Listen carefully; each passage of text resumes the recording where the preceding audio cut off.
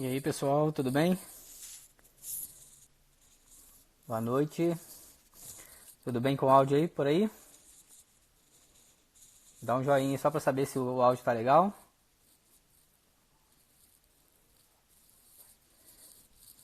Boa noite, valeu, Vinícius, obrigado. E aí, pessoal, tudo certo? Como é que estão as coisas? Vou chamar o nosso parceiro aqui, nosso amigo Rodolfo. Vamos ver se Deus quiser a internet dele tá funcionando. Vou chamar meu amigo aqui, Rodolfo.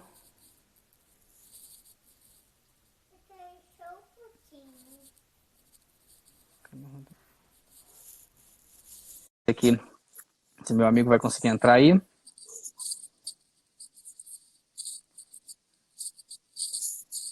Fala, Adolfão. Fala, Diguinho. Deu tudo certo aí, cara? Como é que tá essa internet agora aí? Vamos esperar que ela funcione, né, cara? Tá no 4G ou tá no, Cara, no Wi-Fi? eu tava no Wi-Fi, mas ele deu uma pulada e eu fui pro 4G. Vamos ver o que vira, né? Beleza. Vamos ver se ajuda a gente aí. Vai ficar tudo certo. E aí, pessoal, tudo bem? Boa noite para vocês. Bom, essa é a primeira live que nós estamos fazendo junto, né? Na verdade, essa é a segunda live do professor Rodolfo, a primeira minha. Né, Adolfo? Adolfo Desvirginando já, tudo hoje, né? já estreou hoje mais cedo, né, Adolfo? É, e, pessoal, olha só. Deixa eu me apresentar primeiro, acho que tem algumas pessoas aqui que não me conhecem, né? Eu sou Rodrigo Rabotini, eu sou fisioterapeuta já há 18 anos, vai fazer 18 anos agora. Trabalho com a micro aí desde 2007, então tem 12 anos de micro. E esse meu amigo que está aí junto comigo é um grande parceiro. E só para apresentar, acho que algumas pessoas devem ter visto ele mais cedo, mas esse é um irmãozão. E esse cara que está aí comigo foi meu primeiro professor dentro da Escola de Terapia Manual. Foi a primeira pessoa que eu vi na minha frente quando eu entrei na Escola de Terapia Manual. E é Quase um saiu grande correndo, orgulho. né? Oi? Quase saiu correndo, né? Foi, cara. Chegou lá com uma 30 apostilas na mão, cara de mal. Mas, na verdade, é um grande orgulho estar aqui com ele, porque foi o meu professor, né? Veio antes de mim aí, e tá junto com ele, né? A gente olha às vezes para os professores e se enxerga bem menor do que eles, mas é um cara que agregou muito na minha vida profissional e pessoal. Então, para mim, é um orgulho estar aqui junto com ele. Você quer se apresentar, Adolfo? Você quer falar um pouquinho de você aí, não? Eu acho que você já falou, né, cara? Eu também sou fisioterapeuta, atuo na sala de terapia manual já desde 99, quando a gente conheceu o Afonso, né? E depois eu entrei lá para a escola como professor, dando aula na terapia manual, na pós. E embarcamos junto nessa questão da microfisioterapia, né, cara, da leitura biológica, e é onde a gente segue aí até hoje, né, nesses 15 anos da micro no Brasil, da leitura aí aos 12, 13 anos, seguindo esse caminho, essa jornada, né, cara, e óbvio, é um prazer estar aqui com você, e obrigado pelo convite já também, né, para a gente estar aqui junto, podendo falar de um assunto que eu acho que é pertinente demais a esse momento, né. É. Na verdade, né, pessoal, só para vocês saberem, a gente conversa muito, a gente está sempre se falando e essa live saiu meio que no susto, né, Dolfo? A gente foi empurrado a fazer isso. Graças a Deus a gente tem a confiança dos nossos alunos, dos nossos pacientes, e foram pedindo para a gente falar alguma coisa.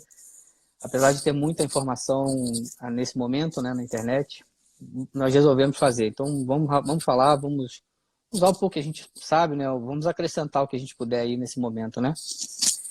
E aí, assim, pessoal, esse tema, quando a gente fala desse tema aí, apesar de ser um tema bastante batido nos últimos dias, a gente resolveu falar dele porque o que eu penso, né?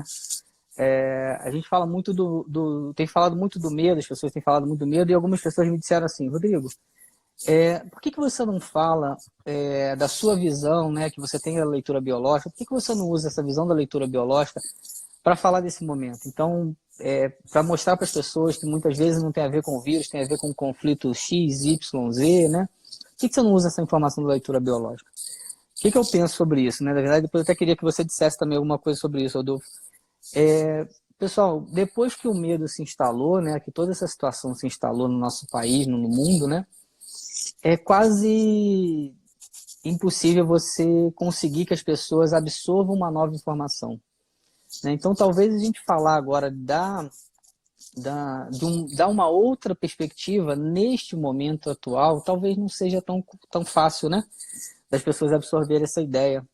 Então, talvez dar um pouco mais de conforto, de entendimento do que tudo que está acontecendo, de como lidar com essa situação, com esse medo, com essa angústia, e depois, de repente, a gente pode também falar, né, um pouco mais da nossa visão sobre isso. Né? Mas eu não sei se falar sobre essa visão diferenciada agora, nesse momento, seria uma ideia interessante. O que você acha, Rodolfo? Eu acho que o que acontece é que nem todas as pessoas agora já têm um pouco esse conhecimento, porque muitos são nossos alunos, né, ou colegas, ou pacientes, que já sabem mais ou menos a linha que nós seguimos, né? Mas não adianta a gente querer generalizar como um todo e querer direcionar uma informação apenas, né? Ah, tem o vírus aí, então é um conflito disso ou aquilo, né? A gente tem que pensar em agora o que a gente pode informar para que gere, como você disse, um conforto, uma maneira diferente de nós podermos enfrentar essa situação, né? Eu acho que isso é o mais importante nesse momento, né? É. Eu penso assim, né? Se o nosso filho acorda chorando à noite, né, desesperado, você vai lá no quarto dele, você não vai tentar explicar para ele que aquilo que ele viu era só um vulto, era só a cortina que balançou. Você pega ele no colo, abraça ele, para ele se acalmar, para ele se confortar, e depois a gente tenta explicar, né, que era só a cortina que balançou e tudo mais. Então é uma tentativa de fazer um pouco isso, é trazer um pouco de entendimento para dar um pouco mais de tranquilidade, de conforto nesse momento, e talvez depois umas informações mais técnicas, uma outra observação, né, que eu acho que as pessoas têm condições mais de absorver isso depois. Nesse momento, não é nem que as pessoas não queiram ouvir certas informações, elas não estão. Literalmente, o cérebro não está muito aberto para isso agora, não. Né? Não E é um estaria pouco muito do que. receptivo, não estaria muito receptivo para esse momento, né? Talvez sim, é. Que é até um pouco do que a gente vai falar, né, Rodolfo? Se a gente está numa situação de luta e fuga, temos pouco discernimento para algumas coisas, então não adianta certas informações. É claro que tudo que puder ser falado para acrescentar é ótimo, mas a gente poderia pensar o quanto essas pessoas podem absorver dessas informações. Sim, Né? com certeza. Com certeza. Bom, pessoal, uma coisa que a gente pensou assim, em falar para vocês, em esclarecer. Quando a gente fala do medo, né? Eu sempre pergunto muito isso em sala de aula, algumas pessoas falam das crenças, dos modelos. A gente tem que pensar que muitas vezes esses medos, essas nossas fragilidades, nossas inseguranças, elas vêm muito anteriores a nós, né? Então, hoje, conversando com o professor Rodolfo um pouco antes de entrar aqui, a gente estava conversando sobre isso e ele me lembrou uma coisa muito interessante. Será que nós não temos aí informações anteriores a nós, desses momentos, dessas pandemias anteriores, né? Gripe espanhola, peste negra e tudo mais? E aí nós vamos falar um pouquinho do transpessoal, né? Que são informações que estão aí anteriores a nós e que se inserem em nós, no nosso processo de construção como humano, né? Então, essa informação transpessoal ela é muito além do transgeracional, ou seja, da nossa família. Ela envolve todo um ambiente sociocultural de onde nós fomos desenvolvidos, né? Então, nós seres humanos, somos criados aí, desenvolvidos o corpo físico e o humano como um todo. E esse ser humano ele é construído a partir de uma cultura, de todos os elementos que estão ao redor desse humano. Então, será que não é legal a gente refletir sobre isso, né? Esses medos, essas crenças, porque se vocês pararem para analisar, tem pessoas que estão com muito medo, tem pessoas que estão pouco apavoradas, outras não estão nem um pouco apavoradas. É muito variável tudo isso, né? Eu acho que não cabe aqui um julgamento entre essa pessoa está certa e essa está errada. Você não pode sentir medo ou você tem que estar tranquilo, né?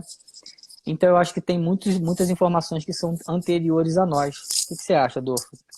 Sim, eu acredito muito, né, que toda a história de vida que nós temos pregressa a nós, e não, também temos que pensar não só pregressa também, né, Rodrigo? A própria história de vida que nós passamos, de concepção, de vida fetal, de infância, de adolescência, né, ela geram marcas no nosso organismo e que automaticamente isso pode afetar hoje a maneira com que nós respondemos às situações que vivemos. Então, esse transpessoal, como você está alegando, né? Imaginemos como que toda a população enfrentou lá a gripe espanhola, né? A peste negra, e até mesmo se a gente parar para pensar, nós estamos vivendo num momento que parece que nós estamos dentro de uma guerra, né? Só não está havendo estouros de bombas e tiros para todo lado, mas todo mundo está recluso no lugar, a polícia, bombeiro mandando todo mundo voltar para suas casas, que tem que ficar em casa. Então, isso muitas vezes pode despertar informações que, às vezes, dentro do nosso inconsciente estão registradas, né? E que, ou seja, conscientemente a gente nem sabemos o porquê que estamos agindo assim, ou ficando mais desesperados, ou menos desesperados, mas são histórias que muitas vezes nós carregamos, né? Às vezes, a gente não para pensar que, quando nós somos concebidos, nós carregamos a história do que vem com minha mãe, né, com o óvulo, o ovócito, né, que me gerou, assim como o espermatozoide, que também que me deu vida. Então, a história de como minha mãe, os meus avós, né, o meu pai, os meus avós, por parte de pai, como eles possam ter passado toda essa situação, algo a se pensar, né? Eu poderia dar um exemplo meu. O meu pai nasceu, ele estava iniciando a Segunda Guerra, né? Então, como isso estava sendo vivido pelos meus avós naquele momento? Então, aquela questão de reclusão, de muitas coisas que eram vividas, podem afetar hoje a minha maneira, de uma certa forma, de estar enfrentando isso, né? O importante para nós, eu acho que aí você pode também comentar um pouco mais, nós conhecermos isso e gerarmos uma capacidade de entendimento dessa informação, pode me facilitar o enfrentamento do que eu estou tendo hoje, né? Porque a partir daquela experiência que eu vivi, eu posso utilizá-la de uma forma a fazer diferente, né? A gerar uma construção, né? Daquilo que antes ou lá atrás pode ter sido um problema, né? Perfeito, perfeito. A tomada de consciência da informação, ela faz toda a diferença, né? A partir do momento que a gente toma consciência da informação, você tem elementos para modificá-la, para ressignificar, né? É aquela velha história, eu não consigo mudar aquilo que eu não conheço, que eu não sei nem de onde vem. No momento em que eu tenho aquela informação, eu consigo transformá-la de alguma forma, né? Eu tenho elementos. E é como você falou, né, Rodolfo? Sabe lá de onde vieram essas nossas famílias, né? Se a gente falar de muito tempo para trás, tem histórias de escravos, tem histórias de guerra, tem histórias de campo de concentração. A gente precisa pensar sobre isso, né? Isso faz parte da nossa informação, do nosso terreno biológico. Para quem trabalha com a micro, esse termo é muito conhecido, né? A nossa estrutura de base, ou seja, de onde nós viemos, de onde nós fomos construídos. E esses elementos que fazem a construção do humano são o terreno biológico, essas informações estão inseridas ali, né? Eu costumo dizer que antigamente se falava muito assim, uma criança é uma página em branco, você pode fazer da forma que você quiser. Não somos uma página em branco, né? Como o Rodolfo falou, vida fetal, infância, adolescência, tem as inscrições, mas tem inscrições que vieram antes, né? E como a gente aprende e ensina na microfisioterapia, né, Rodolfo? A gametogênese, que é o período de maturação antes mesmo da fecundação, já tem informações. Então é uma hora da gente pensar assim, o que cada indivíduo hoje no planeta tem no seu terreno biológico que permite que ele possa manifestar mais medo, menos medo, uma segurança ou uma insegurança, né? Isso é uma coisa importante a gente pensar desse terreno biológico. É importante isso que você até comentou um pouco antes, né? Até das pessoas fazerem julgamento, né? Porque não tem como a gente realizar um julgamento de alguém que a gente encontra até mesmo perto de nós aqui, pessoas que estão reclusas na sua casa, que não sai de casa para nada, e se ela pega um copo, que ela solta o copo, ela já vai lá e lava a mão de novo, porque, né, mas eu não tive contato com nada, e eu estou lavando a mão de novo. Então entram num estado histérico, muitas vezes até se colocar num pânico, né, que vai aguçar diversas outras sensações do seu corpo e vai só prejudicar você de enfrentar. Mas essa pessoa não pode ser julgada, porque a história que ela viveu, muitas vezes faz ela agir dessa forma, né? Desta maneira.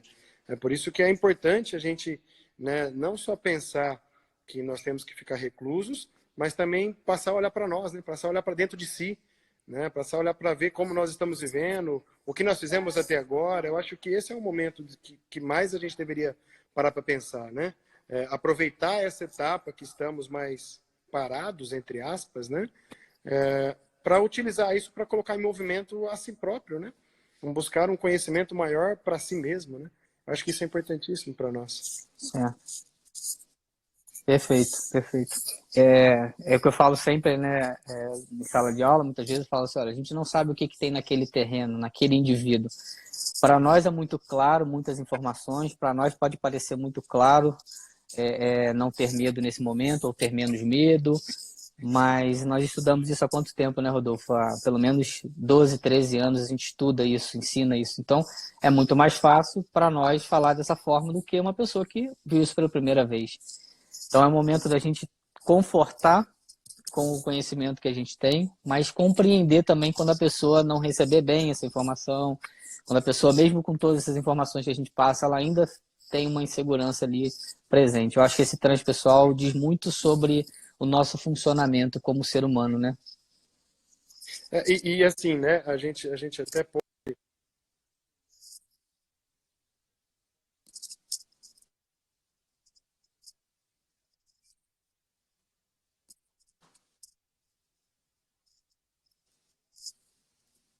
um resultado, né?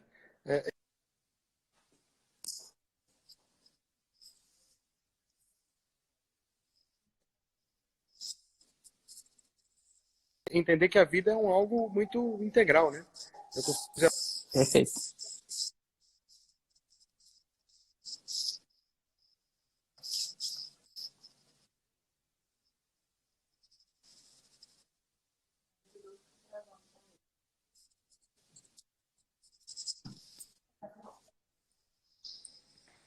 tá saindo o meu som? Tá falhando, mas agora voltou. Voltou? Voltou. Voltou. Entendi. Voltou aí, pessoal? Acho que é Só o para teu. avisar, o meu pacote está pago, tá? O telefone também está pago, mas infelizmente no Brasil as coisas às vezes não funcionam muito bem, né? Eu estou do lado do roteador aqui, mas não funciona. Vê se Tá? voltou, mas agora voltou, normalizou. Qualquer coisa a gente bota no 4G. Bom, mas essa colocação do Rodolfo sobre o terreno biológico, né?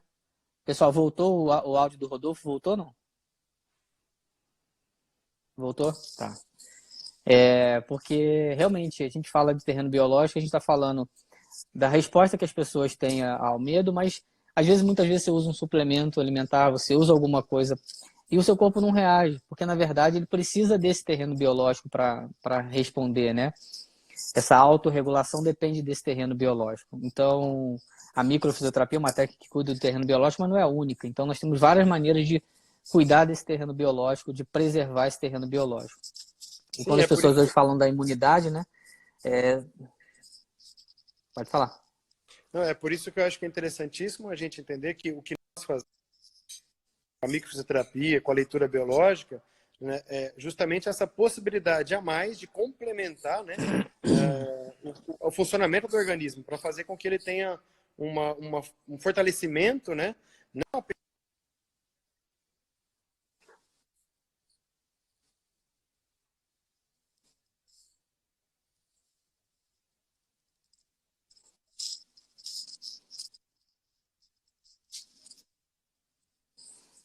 Pra gente...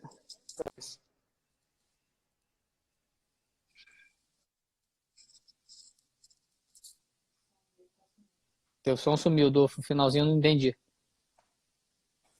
Voltou. Você falou quantas pessoas nessa voltou? situação? Voltou.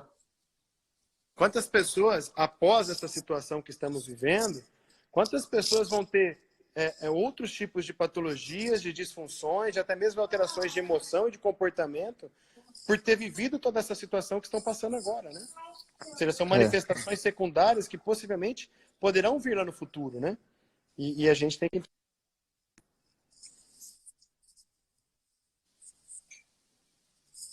E aí, o meu som ainda não está indo?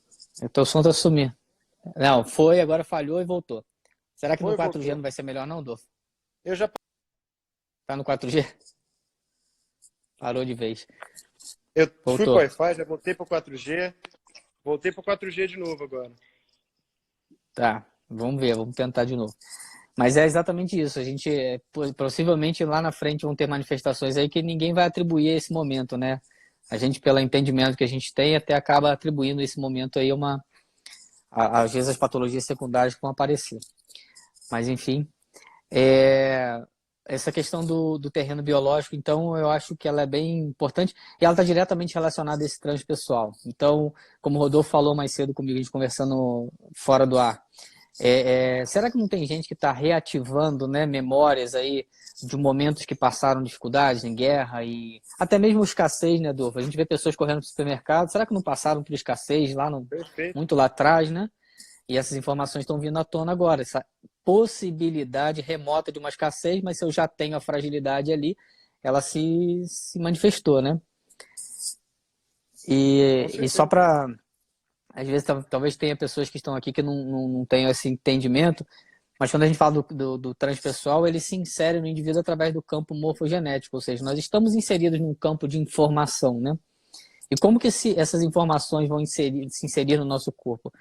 Elas vão entrar para o nosso corpo através das substâncias ativas, de hormônios, de neurotransmissores, que vão captar essas informações. Nós temos duas glândulas muito importantes que fazem essa conexão entre o nosso corpo com esse campo, chamado campo morfogenético, esse campo de informações, que é a glândula pineal e o nosso hipotálamo, né? Então, são duas glândulas que controlam diversos hormônios, controlam praticamente tudo no nosso corpo, e elas vão se manifestar a partir dessas informações que nós recebemos. Então, imagina a gente aí vindo com um histórico bem arcaico, né, de escassez, de medo de morte, de guerra e tudo mais. Como que hoje o nosso corpo está se manifestando em cima disso que a gente está vivendo? Que lembra, literalmente lembra esse evento pregresso, né? Essas imagens aí que nós já recebemos, que já vivemos, enfim. É a famosa memória celular, né, Diguinho? Que de uma certa forma o nosso corpo carrega, que está aí, a gente nem imagina, mas elas vão ser despertadas nessas fases, né? Porque a informação desse campo que nós estamos vivendo automaticamente afeta todos. E é interessante a gente pensar, porque você vê que isso vira uma onda, né? Porque começou na China, as coisas já começaram a ficar mais ou menos aqui, e de repente tudo estoura de uma vez só, né? Então, isso vai afetar diretamente essa química nossa, né? E a hora que pega, né, pensando na glândula pineal, nosso eixo hipotalâmico, pituitário, adrenal, bom, aí o buraco é mais embaixo, né? Porque aí afeta todo o nosso sistema hormonal, né? De funcionamento, que vai nos colocar naquela famosa situação, entrar nos instintos arcaicos de defesa, Uhum. não é isso? E aí é onde muitas vezes nós paramos de utilizar o pensamento consciente, né? Nós largamos a mão do lobo pré-frontal, não é isso? Que de uma certa forma começa a Exatamente. fazer as análises mais conscientes e automaticamente começamos a pensar apenas pelos instintos. E aí é onde é o que você falou, as pessoas vão no mercado e compram tudo, e precisa ter tudo, montam um amparo gigantesco na sua despensa de comida e mantimentos, né?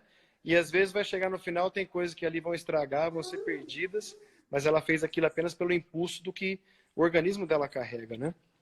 Isso é fantástico. Exatamente. O nosso organismo ele conecta com esse campo morfogenético. Então, se a gente pensar, esse termo, acho que é um termo conhecido de todos, o inconsciente coletivo, né? Então, hoje se fala do medo coletivo. Então, começou lá na China, rapidamente se espalha esse medo, né?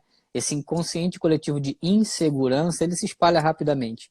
E é uma coisa que é interessante, é o seguinte, ele vai se conectar, essa informação vai se conectar com determinados indivíduos. Então é o que a gente falou, uns têm medo, outros não. Uns estão muito inseguros, outros paranoicos, enfim.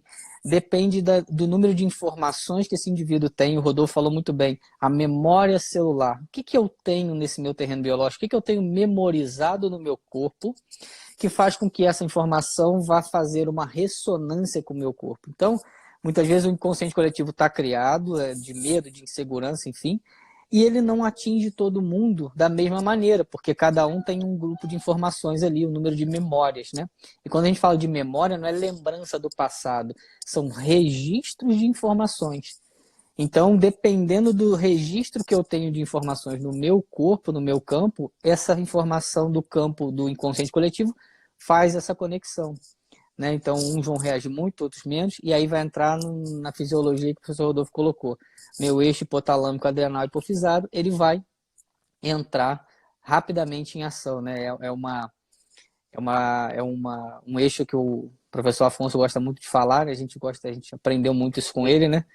E aí, como o professor Afonso coloca pra gente, né, o slide mais famoso que ele tem, de uma pessoa lá na selva, né? Com baita dor de barriga, uma vontade de ir ao banheiro, Quando ela consegue um cantinho para aliviar aquela dor de barriga, vem um leão e uja aqui na orelha dela. Ou seja, qual é a prioridade nesse momento? A dor de barriga acaba na hora. Quem faz isso é esse eixo hormonal, né? E ele até brinca que o slide chama a última cagada, ou seja, a prioridade é a sobrevivência. Então, né? O que as pessoas hoje estão entrando um pouco nisso, nessa necessidade de sobreviver. E aí, o que a gente tem que entender nessa hora? Se eu tenho esse sistema hormonal que me colocou em alerta para a sobrevivência, uma série de outras funções no nosso corpo não é mais prioridade. E essa que talvez seja a grande questão aqui, né, Dolfo? Como que isso está impactando para o meu corpo físico? Bom, se eu estou num estado de hiperalerta, eu preciso sobreviver aquilo ali. Nada mais me importa nesse momento. O professor Afonso sempre fala, cachorro que está brigando não para para lamber ferida. Então é um pouco desse estado que às vezes a gente se encontra. E isso vai se refletir, além de vários outros sistemas, no sistema imunológico, que também tem sido um tema bem recorrente, né, Rodolfo, nessa hora. Então, o que você acha dessa história aí do eixo hipotalâmico? Sim, porque imediatamente, a hora que você ativou esse eixo, né, hipotalâmico, pituitário, adrenal, você ativa todo o sistema simpático, que vai, perante o que a gente estuda até mesmo na microfisioterapia, a hora que a gente entra no simpático, a gente está entrando no nosso cérebro arcaico, né, nosso arquiocórtex, que é o cérebro das funções vitais, né? Ele coloca o nosso corpo para funcionar e sobreviver àquela situação. Então, todas as outras funções deixam de ser importantes naquele momento. Naquele momento, eu preciso, como você disse, me manter vivo. É a necessidade de me manter vivo.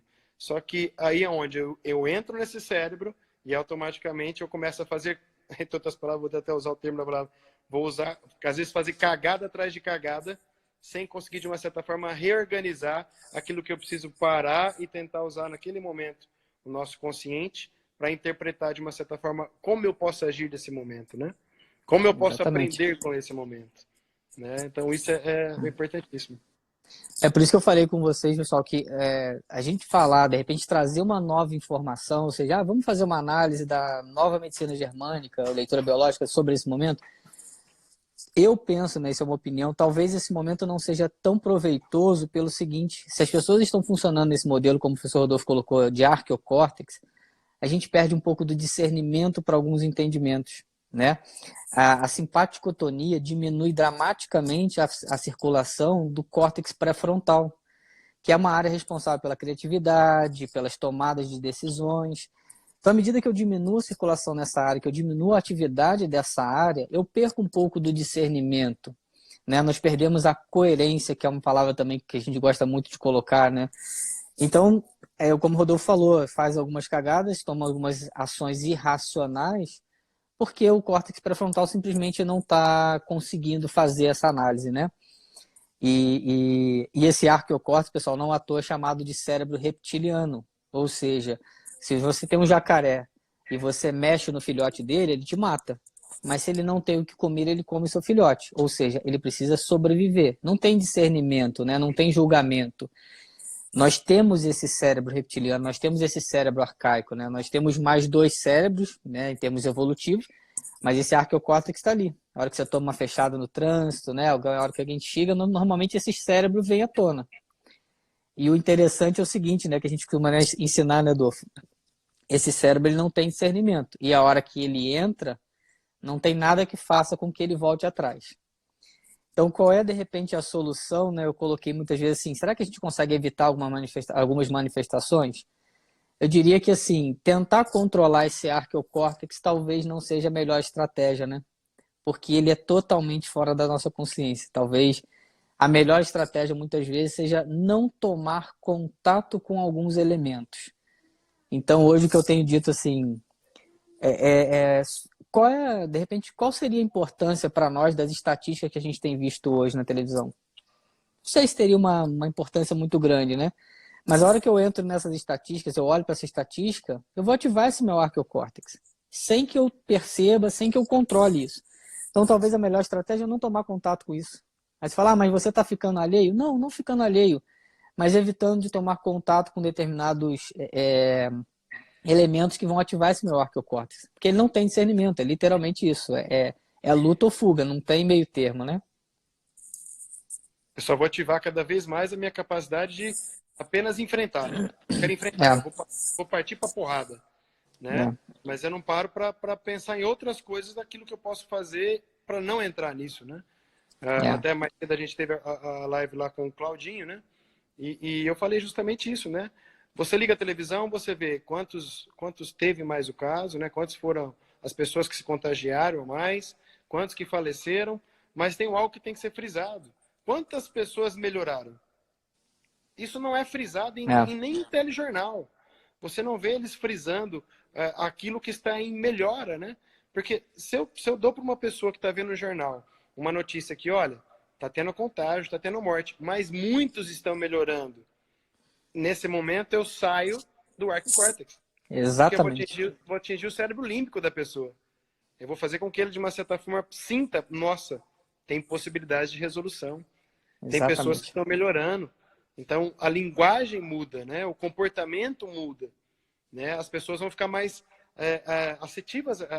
receptivas a isso, né? Eles vão estar recepcionando aquela informação de uma forma diferente. E não com o impacto de medo, né? De eu preciso me defender, eu preciso fugir disso, eu preciso me manter aqui em casa, eu preciso comprar isso, eu preciso comprar aquilo, o meu dinheiro vai acabar. Não, peraí, as coisas estão melhorando, tem uma possibilidade de fazer algo diferente, né? Vamos torcer para que isso melhore. Eu preciso fortalecer esses outros dois cérebros, né? Que é o que a gente coloca aí, que é o paleocórtex, nosso cérebro límbico, e o neocórtex, que é o nosso cérebro consciente, né?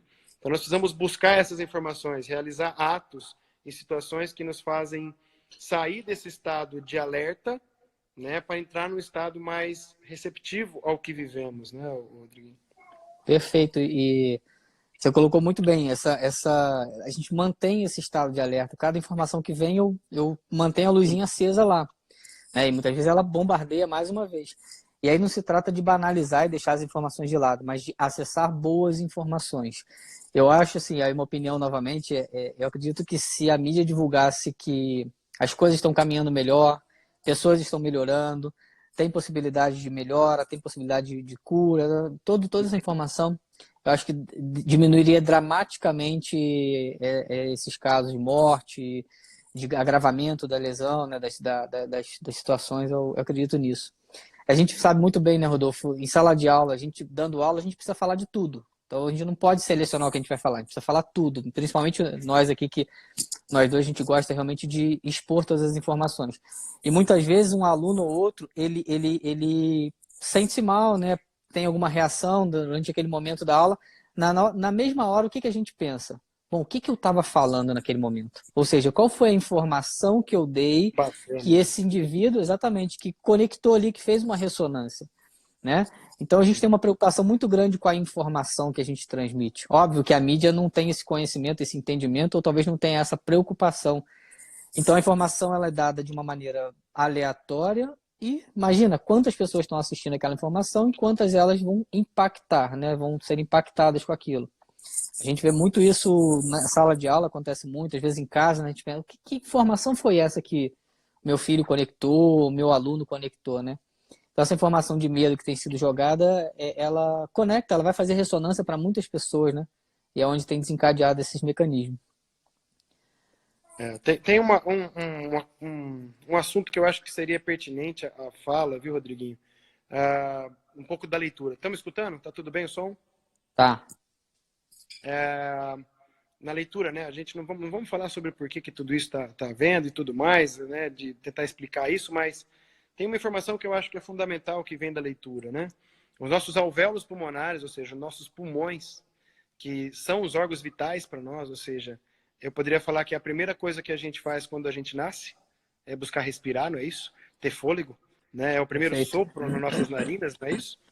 E a gente sabe também que quando nós falecemos é algo que a gente para de respirar. Então, dentro do conflito biológico, né, do pulmão, está ligado o contexto de vida ou morte. Então, nós ficarmos instigando mais com essas informações que estão aí pela TV, pelas ruas e todo mundo falando disso, isso ativa mais um conflito sobre as nossas vias aéreas, sobre os nossos pulmões. E Perfeito. vamos lá, vamos pensar o que nós temos aqui no Covid-19. A principal fragilidade é a parte respiratória. Então, nós precisamos diminuir esta informação do medo da morte, do perigo de vida. Então, precisamos arranjar maneiras de o que está sendo feito que possa possibilitar a gente vencer isso, passar por isso, e não ficar pensando apenas que chegou o fim, né? Eu acho que isso é um fato que, por mais que nós não podemos generalizar a leitura biológica, eu acho que é um fato que é importante nesse momento, né? Perfeito. É muito relevante, Rodolfo. Só para acrescentar isso que você falou, muitas vezes o médico fala assim, ó, vai faltar respirador. Então ele coloca para as pessoas assim, você vai ser impedido de respirar. Terrível. Exatamente o que você acabou de colocar, entendeu? Então, quando o médico coloca em rede nacional, vai faltar respirador, pessoal, entendam o que a gente falou no início. A quantidade de conflito biológico, de medo de não ter ar para respirar, que vai ativar. Né? Então, essa informação ela é muito séria, ela é muito importante. Né? Então, E o aí, Rodolfo colocou perfeitamente. aí você pensa, uma pessoa que tem uma bronquite, que tem uma asma, ou seja, nesse momento essa pessoa ela tá respirando no quarto dela só em mais nenhum lugar, porque o Exatamente. medo que ela pode estar é fantástico. E isso vai aumentar ainda mais a fragilidade do corpo, né? Sim. Agora, Rodolfo, deixa eu colocar uma coisa aqui. A Silvia é uma aluna nossa e ela foi uma também que me incentivou muito a fazer essa live. E ela me questionou uma coisa, até questionou aqui agora nos comentários, que algumas pessoas que estão agravando o quadro sem ter comorbidade prévia, né? O que eu penso sobre isso, eu queria ouvir a tua opinião também, Dorfo, é o seguinte, na micro a gente aprendeu que muitas vezes a gente encontra uma fragilidade ali no corpo que não está se manifestando. Então, quando na micro a gente com o toque identifica uma fragilidade, a gente identifica uma alteração da vitalidade daquele tecido. E muitas vezes ela não está sintomática. E a gente sabe que os exames médicos, eles não detectam essa vitalidade, né? Eles vão verificar a estrutura. Então, muitas vezes você faz um exame de imagem no estômago, tá lindo. Mas aí você vai botar a mão no paciente e você identifica uma fragilidade na mucosa. Ou seja, o que eu penso é, muitas vezes o paciente tem uma fragilidade ali no tecido que não foi identificada por nenhuma outra análise, né? E aí, no momento em que ele tem essa manifestação, ele é infectado, essa fragilidade vem à tona. Então, isso vai muito no terreno biológico que a gente estava falando há pouco tempo aí. Essa fragilidade já existe, ela não é detectada. Então, eu não tenho sintoma, mas eu tenho um terreno. Quantos pacientes a gente recebe que chega lá e fala, não sinto nada. A hora que você bota a mão, você encontra uma série de fragilidades. Então, o que eu acredito é que, por mais que a pessoa diga, eu não tinha nenhuma comorbidade, não foi detectada, mas talvez já tivesse uma fragilidade nesse terreno. O que você acha, Adolfo? Nós voltamos a falar, né, do que a gente começou nessa live, falando da história, né? A história da pessoa. E aí é onde a gente entende daquilo que nós descrevemos nos cursos, é o terreno latente, né? É o que está É isso latente, que aí. fica como uma fragilidade no nosso corpo, mas nem porque ele está ali, ele tem que ter um sintoma. Ele Sim. muitas vezes tem a fragilidade, mas sintoma não existe. A reação do corpo perante aquela informação ainda não está ativada, né? Então ela está ali. Aí a pessoa vive uma situação, pega um vírus, e é óbvio que, de acordo com o terreno dela, aquilo se desperta e é onde muitas vezes entra num conflito ativado, e aí o organismo muitas vezes pode sofrer mais com isso, né? Sim. Essa colocação da Silvia, né? Silvia, foi Silvia. É importantíssimo a gente entender que não é só pessoas debilitadas que vão ter um quadro mais grave. Às vezes podem ter pessoas que têm um quadro de funcionamento normal, saudável, mas que pegam um vírus ou qualquer outra coisa e muitas vezes não conseguem ter uma boa resposta, porque isso depende muito daquela história. É por isso que é fantástico, eu acredito que, como nós começamos hoje a falar, do terreno, né, desse campo de informação pregressa que nós temos no nosso corpo e que a gente pode carregar essas informações e isso muitas vezes impedir a nossa melhora, né? Eu fico pensando o quanto que isso seria valioso dentro dessas informações que nós estamos passando aqui, né, Rodriguinho? Dentro desse combate a toda essa situação que estamos vivendo, né? Pelo Sim. menos não vamos fazer mal a ninguém, mas o quanto poderíamos estar fazendo melhoras e ajuda nesse momento, né? A compreender, a fazer com que as pessoas entendam o que elas estão vivendo e a história que elas têm. Eu acho que seria uma coisa fantástica. Eu espero um dia ainda a gente chegar lá. Não, nós vamos chegar, com certeza nós vamos chegar. A gente está devagarinho, mas nós vamos chegar. A gente está dando um passo aqui, nós dois, né? A gente resistiu a vir aqui nesse canal falar sobre isso, mas é o primeiro passo de muitos. A gente vai contribuir para isso, porque não tem outro caminho, né, Dolfo? Eu acho que não tem outro caminho para a saúde, né? Não dá mais para cuidar da saúde dessa forma convencional hoje. E não é a microfisioterapia, são várias outras técnicas que a gente pode cuidar desse terreno biológico, né? A Keide colocou aqui que a micro trabalha muito preventivamente. Trabalhamos preventiva. O problema é o seguinte, as pessoas hoje não conseguem, é difícil fazer medicina preventiva, porque como é que você cuida de algo que você não está sentindo, não está vendo, né? Eu costumo brincar muito, Rodolfo, em sala de aula, assim, a gente leva o nosso carro para revisão sem que ele faça nenhum barulho, sem que ele tenha nenhum problema no motor, porque disseram que tem que levar de 6 em 6 meses, senão perde a garantia, né? E o nosso corpo, a gente espera fazer um barulho, a gente espera falhar para levar para revisão. Então é uma grande complicação, porque, mas eu paguei 200 mil no meu carro, mas quanto é que custa o seu corpo, né? E a gente às vezes não percebe isso, a gente cuida melhor do nosso carro do que do nosso corpo às vezes. Então, isso que você colocou aí é muito, muito importante. A gente precisa transmitir para mais pessoas essas informações. Sim, eu também acho. Eu acho que isso é muito válido. E a gente tem que entender que nessa fase agora, né, Diguinho, todo mundo tem que buscar fazer o que está sendo indicado a ser feito, seguir as normas que estão falando, mas buscar de uma certa forma o que eu posso fazer diferente daqui para frente, né? Acho que nós temos que aproveitar esse momento para sair um pouquinho da defesa. Vá buscar o que você pode alcançar no futuro, qual é o seu propósito daqui para frente, o que você pensa em fazer, o que eu posso estudar para conseguir amanhã fazer diferente. Eu acho que é um momento que aproveitar que nós estamos reclusos, né, para modificar um pouquinho o comportamento de tudo que nós estamos fazendo e vivendo, né? Ou seja, tragam essa informação para a parte frontal, né, cerebral. Córtex pré-frontal, né? Córtex pré-frontal. Vamos ativar essa área, né? Até na live lá você colocou qual é o medo, né? Sobre o medo que estamos vivendo e as manifestações de como a gente poderia fazer disso, né, cara? Então, nós precisamos utilizar esse momento para fazer uma modificação em nossas vidas. Isso é fundamental daqui para frente, é necessário, né? É necessário que todos nós mudemos a forma de viver, a forma de agir. Isso é fantástico. E usando aí o que o nosso amigo, nosso grande amigo fala, né? É um provérbio africano, quer ir rápido, vai sozinho, né? Quer ir longe, vai com pessoas.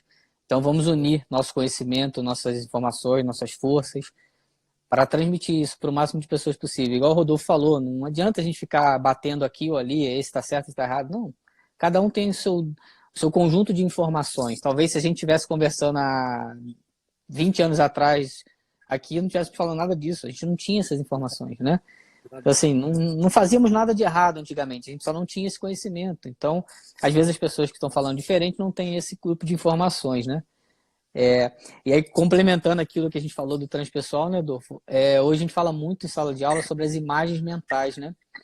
Então, muitas vezes o nosso cérebro trabalha, muitas vezes não, ele trabalha com imagem mental.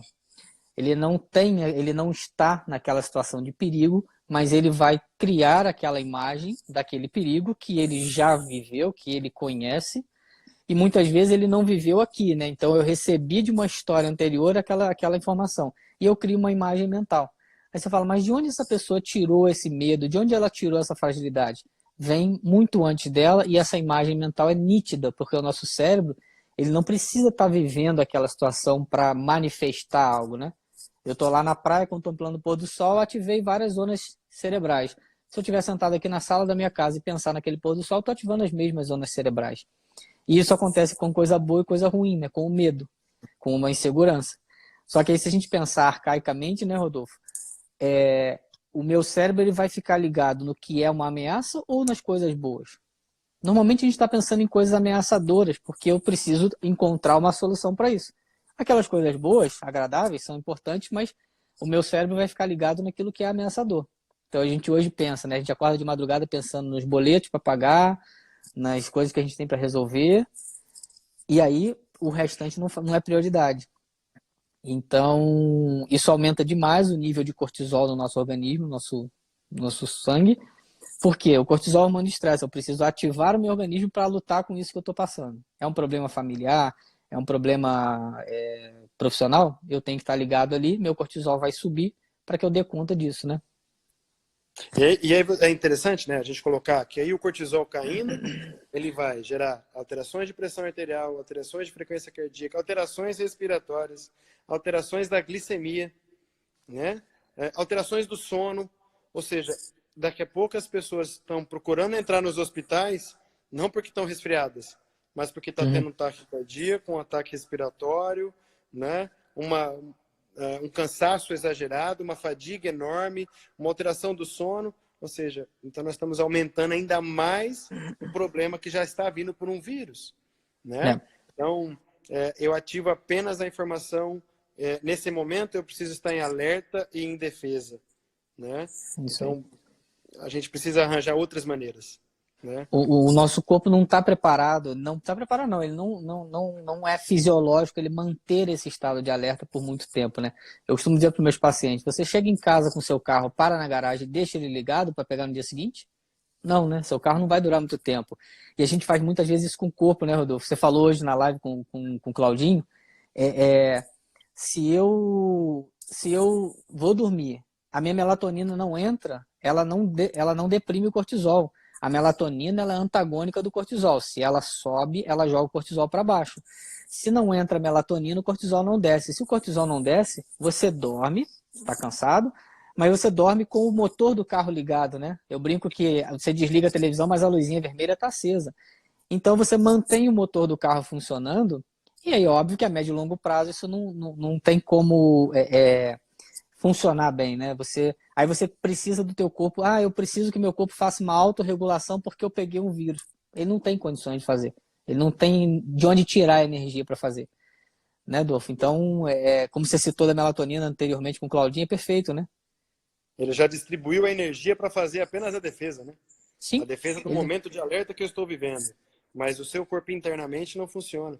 É interessante a gente lembrar de dois sistemas que nós temos no nosso corpo, né, Rodrigo? Nós temos o sistema catabólico, que acredito que o próprio nome já diz, né? É catabolizar, ou seja, produzir, é fazer agir, fazer movimentar, né? Que é o cortisol, que automaticamente, juntamente com a adrenalina, vai fazer com que o nosso corpo vire aquele monstro para lutar tudo aquilo. Então, imagina que naquele momento o seu sistema imunológico estava ali quietinho, ele teve que dispensar energia para utilizar automaticamente essa alerta, né? Só que se entrar um agressor naquele momento no seu corpo, um vírus, uma bactéria, um micro-organismo que seja, metade da energia que ele tinha para defender aquele vírus já foi automaticamente dispensada nessa situação que você se colocou de medo, de alerta. E automaticamente você vai se encontrar mais fragilizado para quando enfrentar um vírus ou uma bactéria. Né? Então, hoje a gente até comentou de novo também na live com o Claudinho. Hoje eu acho muito importante a gente estudar a psiconeuroimunologia, que começa a entender como as emoções influenciam o nosso sistema neuroendócrino e automaticamente vai influenciar a ação do nosso sistema imunológico. Se nós não entendermos isso, não tem como. Não dá para eu tratar uma pessoa alérgica simplesmente pensando que ele é alérgico a um remédio, ou a um medicamento, ou a um alimento. Né? Não, ele não é só alérgico por isso. Ele é alérgico porque ele tem uma história que possivelmente está sendo compensada em outra área e naquele momento ele não tem mais resposta para agir. Né? Isso é importantíssimo. Muitas vezes as pessoas falam, mas o medo, a gente escuta falar que o medo afeta e tal. É fisiologia, como você falou, Adolfo. A gente precisa entrar mais nisso. É fisiologia. Né? A fisiologia responde à emoção que a gente está. Né? Uma autora que a gente cita muito, a Candace Pert, ela tem um livro publicado falando sobre isso, Moléculas da Emoção. Então, à medida que eu manifesto uma determinada emoção, eu produzo um grupo de peptídeos, de moléculas, de elementos que vão se conectar às minhas células e as células vão reagir a partir desses peptídeos que foram conectados ali.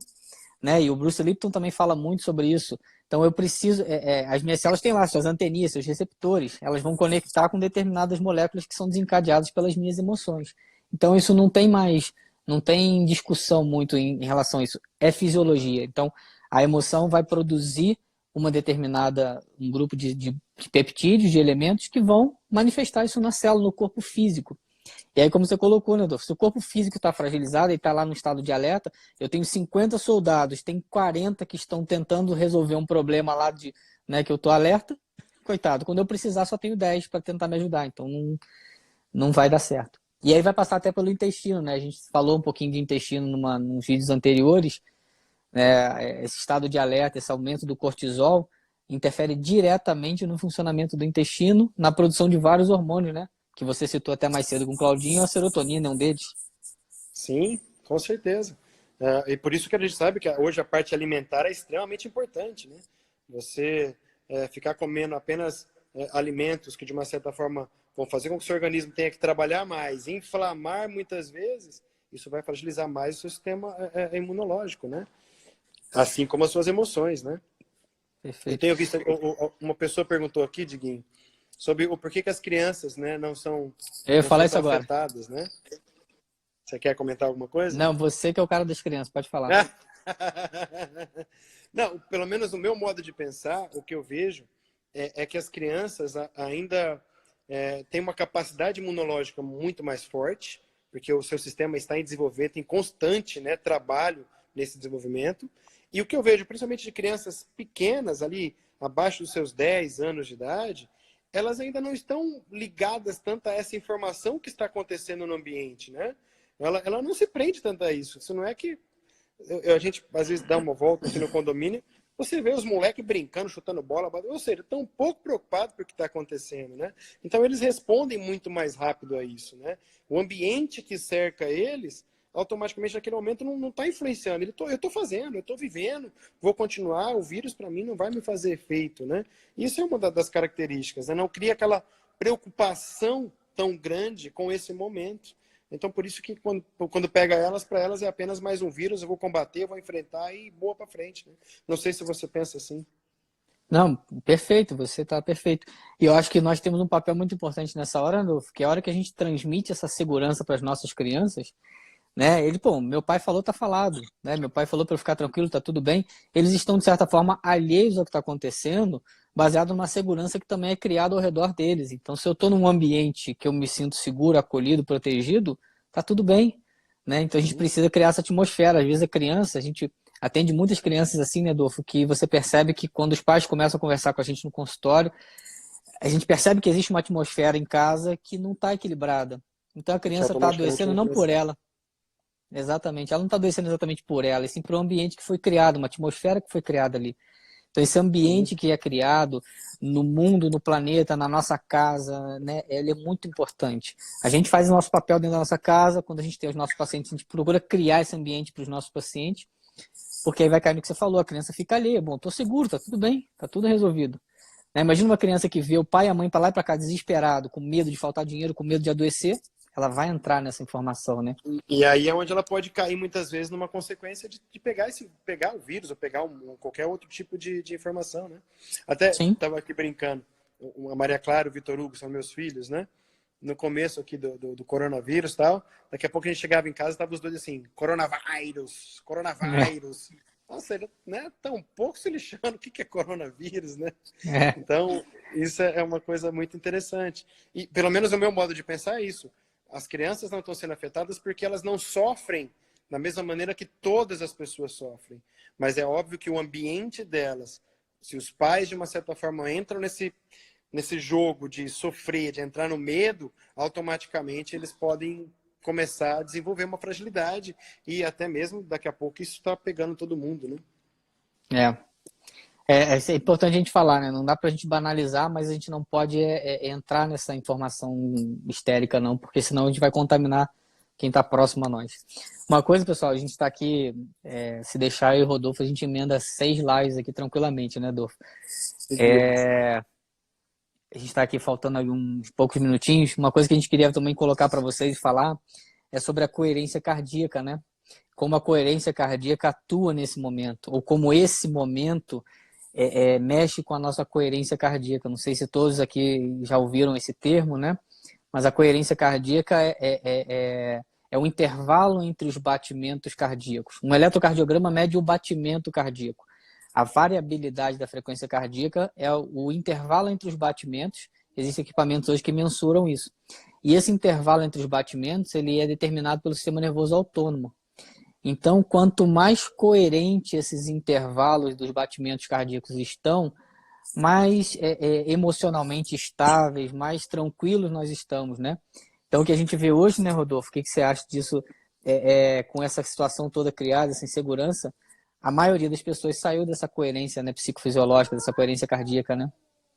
Sim, essa coerência, né? Eu poderia dizer que é a coerência de como o nosso coração bate e não a frequência com que ele bate, né? Isso. E essa coerência, ela tem que ser, de uma certa forma, Harmônica, né? harmônica, perfeito. Porque ela tem o balanço justamente do nosso sistema nervoso autônomo, simpático e parasimpático. Que eu tenho que entender que eu tenho que ter simpático, mas eu também tenho que ter parasimpático. Não dá para ficar apenas em um nível. E os dois, a gente sabe, eles são uma balança, né? Porque a hora que um sobe, o outro desce. Então, se eu me coloco só nesse estado de simpaticotonia, automaticamente eu vou aumentar mais o meu simpático, que vai alterar totalmente a coerência, né, entre o coração e o cérebro. E isso vai gerar uma alteração da nossa emoção gigantesca, né? Pessoal, só para vocês saberem, tem um instituto na Califórnia chamado HeartMath, Matemática do Coração, né? A Flávia perturba aqui o meu inglês, né? E eles estudam isso desde 1992. E já está mais do que provado que o coração tem um cérebro próprio, né? Seria um grupo de neurônios próprio. É só a gente parar para pensar. O coração começa a bater no embrião muito antes do cérebro ser formado. E existe uma regra na embriologia que diz que quanto mais cedo uma estrutura é desenvolvida, mais importante ela é. Então, se a gente pensar lá na embriologia, que eu e o Rodolfo, a gente gosta muito, né, de analisar a embriologia para entender a patologia, a gente vai entender, bom, o coração foi o primeiro a surgir, a começar a bater antes do cérebro ser formado. Então, será que o coração não tem uma influência muito grande, uma importância muito grande no nosso corpo, né? E o coração, ele manda informações para o cérebro, né, Adolfo? Essa comunicação neural, bioquímica e biofísica, né?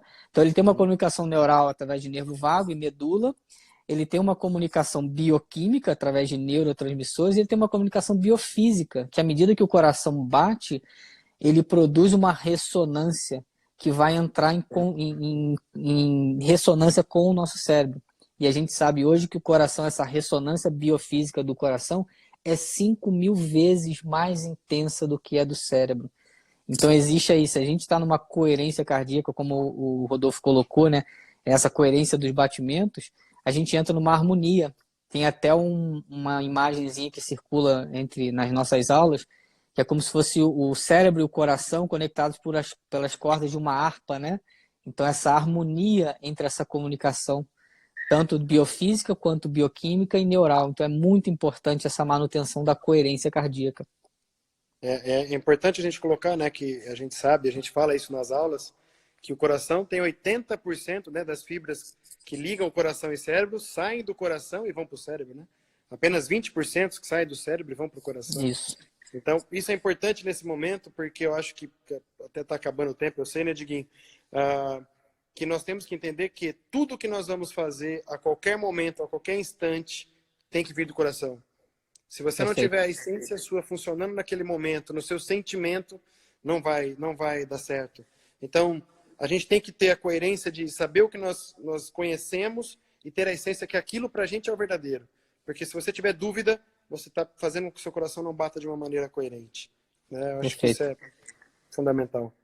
E eu vou dizer para vocês com toda tranquilidade, falo por mim e pelo Rodolfo, até se ele quiser complementar, que o que a gente está fazendo aqui agora, a maneira como a gente está aqui agora e a maneira como a gente está em sala de aula, pessoal, é justamente usando o nosso coração. Quando a gente está em sala de aula dando aula, a gente fala com o nosso coração. A gente está falando algo que a gente vive, o que a gente fala para a nossa família, o que a gente faz com a nossa família. Né? Então, como eu e o Rodolfo, a gente costuma dizer, estar em sala de aula para nós é a nossa folga, é a nossa distração de falar do que a gente vive. E eu, como eu digo, né, falar do que a gente vive tem legitimidade, né? Falar do que a gente leu e não viver aquilo não tem legitimidade. Então, a gente procura ser legítimo com o que a gente fala, porque a gente vive disso tudo. Então, o Rodolfo colocou muito bem, falar com o nosso coração. É o que a gente tem para dizer para vocês. E só para eu finalizar, depois você pode finalizar aí, Dolfo, se você quiser. É possível treinar essa coerência cardíaca, né? Isso é treinável. E uma outra coisa é que a gente está falando tudo isso não para esse momento só, é para a vida, né? Para toda a nossa vida. Sim, com certeza, Diguinho. Eu acho que nós estamos dando aqui um salto, né, hoje, um salto quântico, né, Salto na nossa quântico. vida. e se Deus quiser, vamos continuar para passar essas informações e poder, de uma certa forma, construir mais essas possibilidades, tá? E agradeço por você também. Até vou agradecer aqui o Claudinho, que de manhã também me chamou, mas agradeço a você por todo o apoio que você sempre me deu e, na realidade, pelo convite de nós estarmos juntos. Para mim aqui é extremamente